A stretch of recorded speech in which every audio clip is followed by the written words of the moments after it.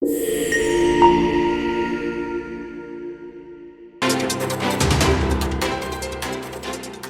you so much. Thank you so much. Thank you for everybody. It's been a long day. I'll keep it light and as happy as possible with a lot of pictures, very little diagrams and numbers. I'm very happy to be back in Istanbul. I lived here 6 years, so I understand your pain and the paradox of holding a mobility conference in this city. I want to start with a few facts. The main fact that we all know is that cities are built around mobility. A city we all know, London, was built around mobility. Only the Romans didn't make a highway. They found the highway and they built the city around it. So Thames is the highway where everything moved and the city was built to it. Of course, we progressed.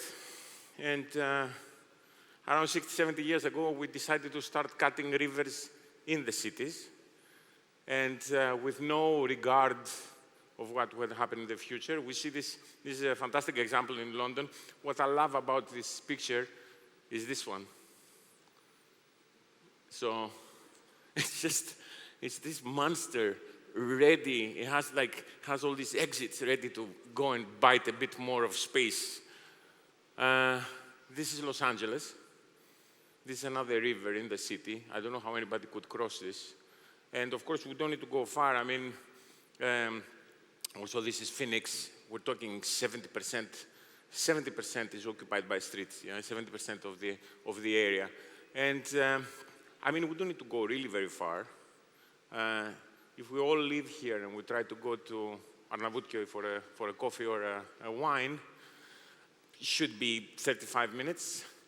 But then, what are these minutes? What is this quality?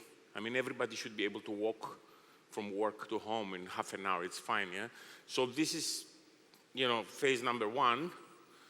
And, when we arrive in Akmerkez, we want to cross the street. And you would think, okay, it doesn't have here, but it has a cross behind me, but it doesn't. And only when we arrive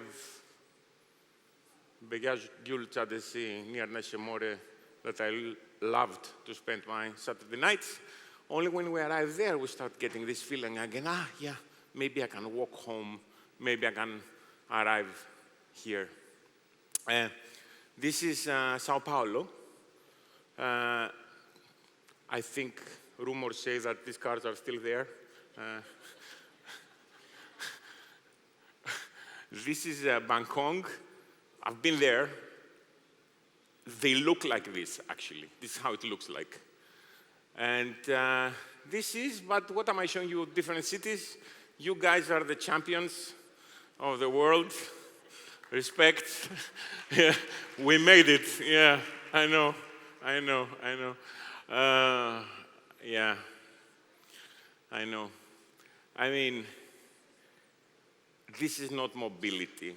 This is captivity. Yeah, you guys are prisoners in little metal pods. You think it's great, like my own car, and I heard all the talks today. And okay, the question is now, I need to come up with answers, yeah? Okay, so this is a fantastic diagram. I don't know if you understand what it is.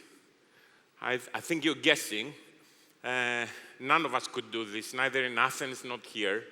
Exactly the same way we don't understand what he's talking about is the Tokyo subway system. So some cities have actually worked it out, and this is like insanely efficient. Everybody gets everywhere. Of course, I have to tell you, it has no English, so I know somebody who got lost in there for 5 hours trying to get up. And another city that was super successful was Vienna. Vienna has 4 or 5 different systems of circulation overlapping and underlapping with each other. So it has 2 circles of U-Bahn. It has radial U-Bahns. It has a circle of peripheral S-Bahn, which is the Schnellbahn of trains. It has tram lines that crisscross like this, and it has the buses that do the special moves. So from new neighborhoods to different neighborhoods that you wouldn't expect. And of course, it has fantastic pedestrian pavements and bicycles. The other city who integrated everything is Copenhagen, removed roads, put bicycles, and combined everything together with the metro and with bicycle parking and bicycle mobility. And of course, Amsterdam, where I'm going tomorrow, I have to tell you, and I'm really happy. These cities that I showed you now, can go back, these cities are the successful ones. There are other cities like ours, and when I say ours, I mean everything in this part of the world, that due to financial reasons, archaeological reasons, topographic reasons, density reasons, they could not actually make what Vienna or Amsterdam or Tokyo has done.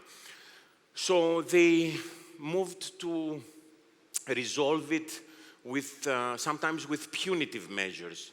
So you have this borsa of tolls, depending what time you move, you actually pay more. Or you have forbidden zones, like in Milano or center of Athens, or you have days that you can go with, the odd numbers on odd days and the even numbers on even days, which is Mexico. Athens is also like that. The point being is people went and bought a second car. So, you just throw money on it, and it doesn't make it any better. I mean,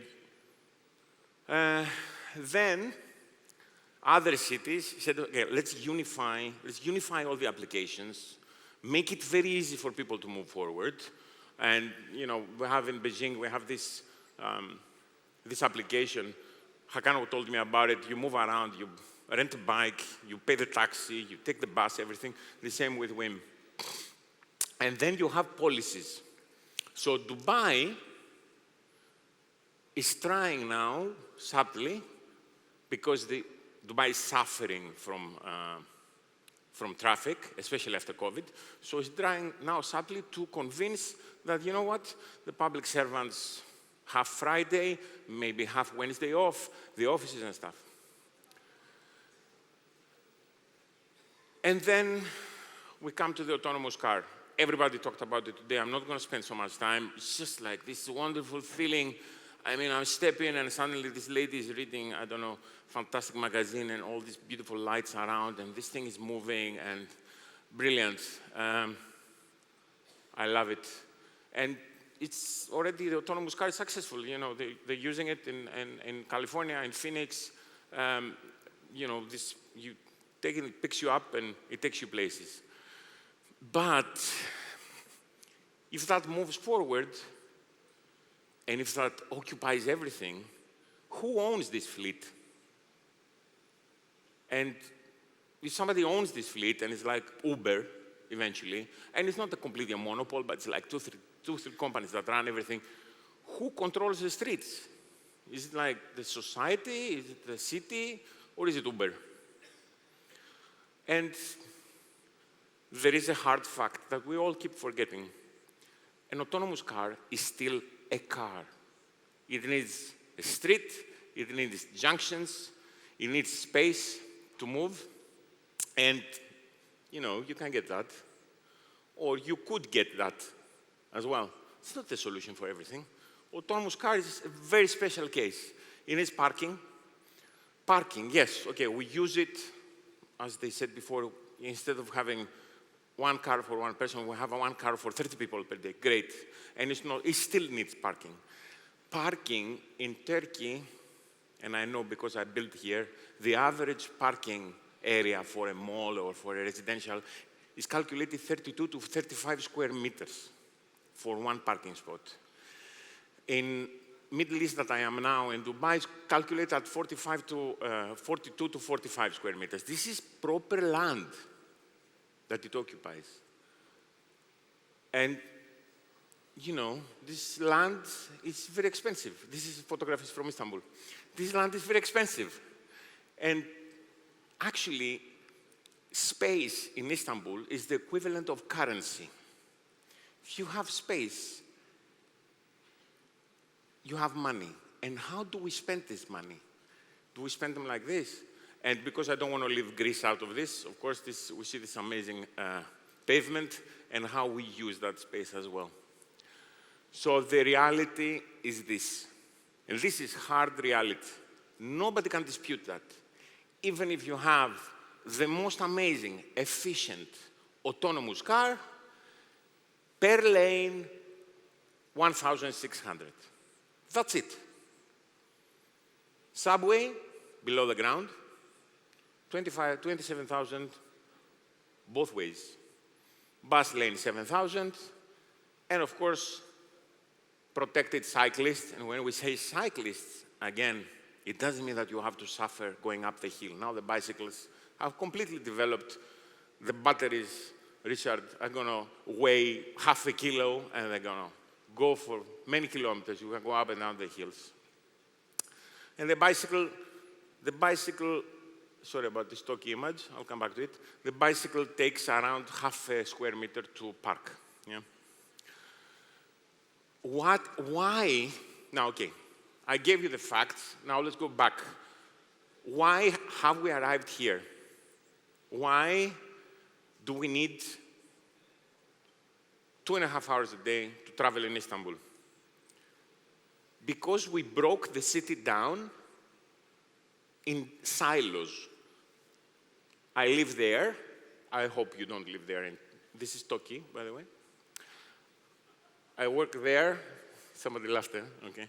I work there, which is Maslak, and I shop there, which is Istinia Park, I hope. So these are three different, okay, Maslak and Istinia Park are pretty close. I could have put Mall of Istanbul or something. These are three different areas. These are three completely distinct zones. And slowly, like the frog in the boiling pot where you put him with cold water and he doesn't jump out, and slowly you boil him, slowly you have one bill boiled. Slowly, me included, because I was here 6 years, we always thought that it's okay, it's only 1 hour, 20 minutes away. My work, no, it's not okay. It's not okay. The man, by splitting the city, you work there, we split the citizen. There is an answer to this. One of the answers to this is that it's called 15-minute city. It's actually a very old concept. It was brought again 30, 40 years ago. It's very popular now in the States. The 15-minute city is not a geographical.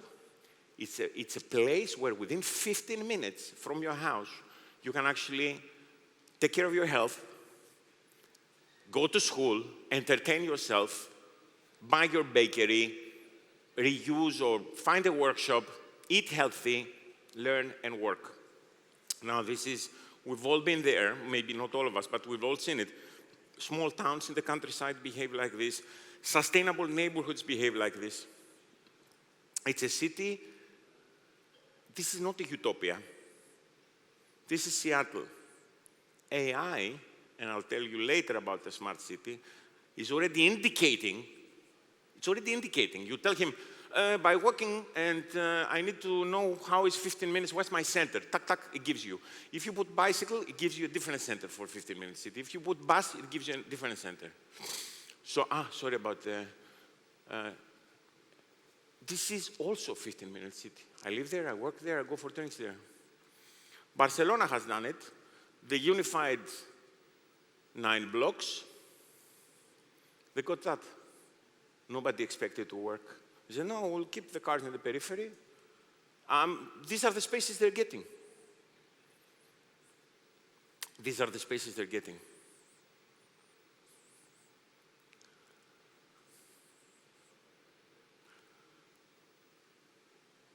So how do we get to the 15-minute city? We have 3 tools. 3 tools that I know of. The first tool is the smart city. The smart city that we all talk about. What is the smart city? The smart city is sensors, data that goes around. What am I going to do with this data? No, it's not like that. The real smart city is a nervous system that works for us. Works to diminish the friction of everyday life. It works Today, we know where the bus is going. Tomorrow, the smart city will tell us when we need to leave and how we will get there. The smart city can organize the logistics. We keep forgetting in mobility that logistics, cargo, is a huge burden in the city. This is traffic. Maybe they move only during those and those hours. And the smart city, of course, doesn't have to look like this. It can look like this. And this is a new smart city already designed. Smart city doesn't mean that we all become aliens or something and wear spacesuits. It can be our own same city that's adjusted. Smart city is the one. Micromobility is the second. Micromobility, you all get it. It's all over the place already. It's a real tool. And it doesn't have to be in 2 wheels. It can be also in 4 wheels. It can take my father who's 89 and is not working anymore. Automatized to take him to his healthcare. The 15 minutes that were, 3 kilometers wide, with micromobility becomes 7 kilometers wide. This should be enhanced. This is working in Amsterdam. For real. The cargo. Micromobility also allows for the last mile. Americans call the last mile is when you get on the scooter to go the last mile, to go to the underground, fold your scooter, go to work. And these three, the smart city, the micromobility, give us the reclaimed space.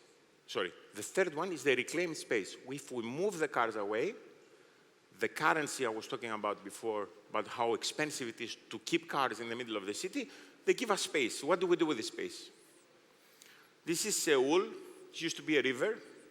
They had this fantastic idea to make this highway over the river, and then they had a more fantastic idea afterwards to take away this highway and give it back to the city. So that currency, they cashed it. And that's the result. In Paris, they cashed it, and that's the result. You can change this to this, to this, this to that. That's a result. Immediately, you see that if you reclaim your space, this currency has completely different value you can move forward with. This is Rio Madrid. This is a fantastic project. They actually ripped 45 kilometers of highway and put it underground, and they gave this 10 kilometers park in the middle of the city. Imagine the benefit. And I'm not talking only about simple pedestrianization. This is standard. Everybody knows what that means, and everybody knows what this means in terms of the value of the property around here, and of course the quality of life. And mobility means equity. Mobility is for everybody. If this person cannot move around, then nobody should be moving around. And I could end my lecture here, but then I remembered this guy. Do you know him? I thought everybody knew him. I don't know why. I thought he became viral.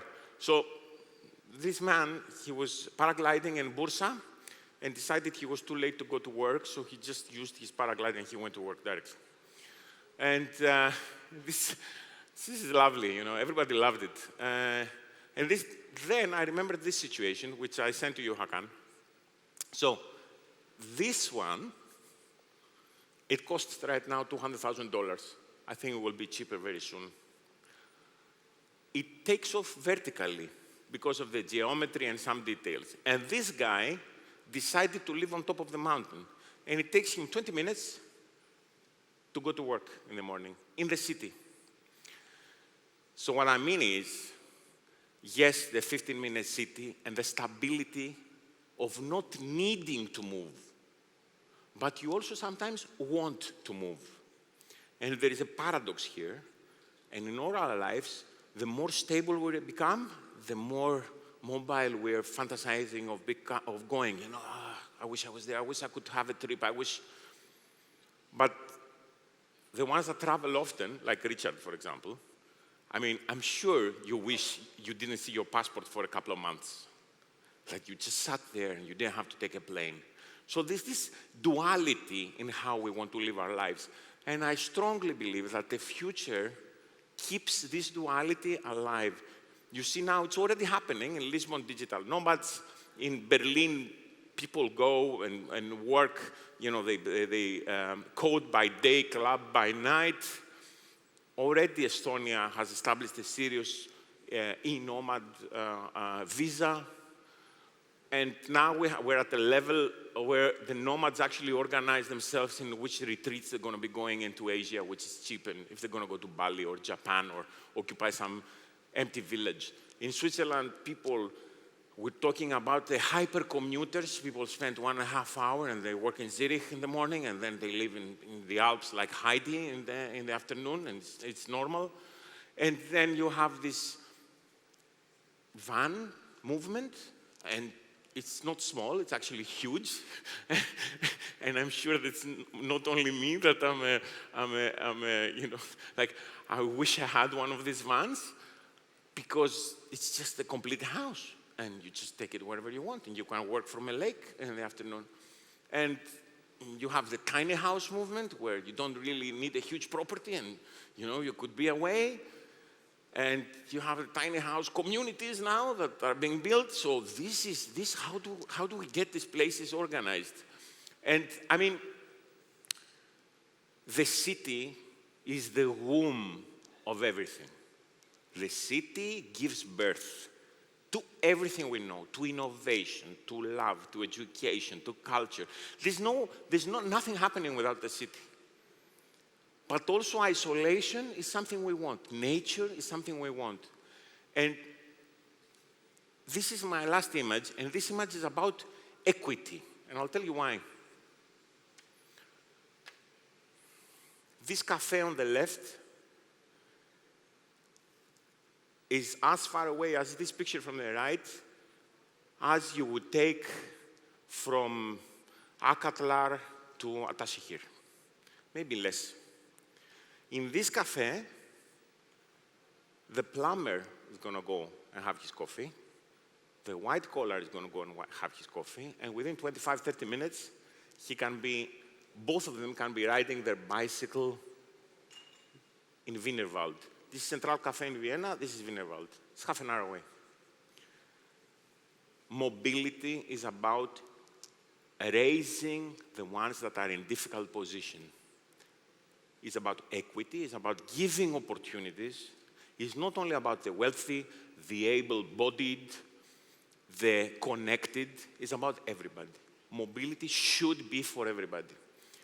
And this is what we need to think. And the future has to be human-centric. Whether we decide to live our lives in the middle of the city, or whether we want to live our lives in nature, technology will allow us. But whatever we might do, it should be a choice. We should move by choice, not by force. Thank you very much for listening to me. Thanks.